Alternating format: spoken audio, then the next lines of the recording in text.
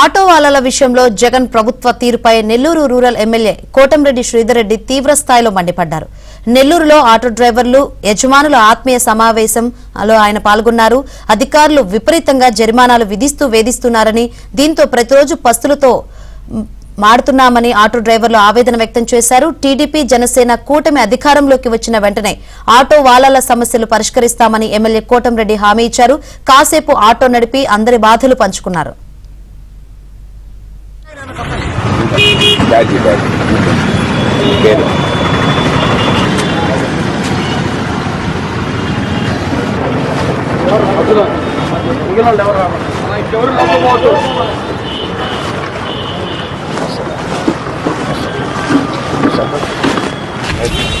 हर वर्ष भाईजान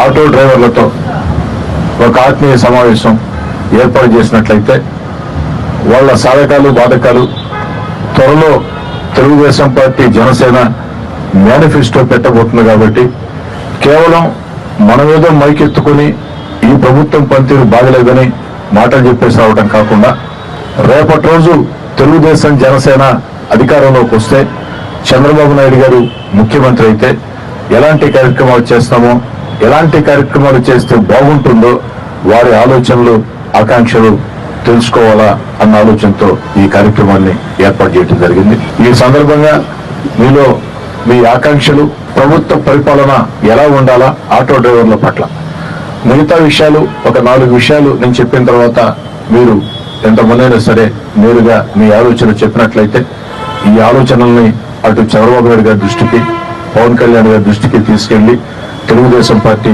ఎన్నికల మేనిఫెస్టోలో దాన్ని పెట్టిస్తానని చెప్పిన కూడా మాట ఇస్తున్నా. పెట్టించడమే కాదు, ఆ మేనిఫెస్టోలో పెట్టిన దాన్ని నెల్లూరు రూరల్ నియోజకవర్గంలో పూర్తిగా అమలు చేసే బాధ్యత కూడా నాదేనని చెప్పని మీ అందరి ముందు కూడా తెలియజేస్తాను.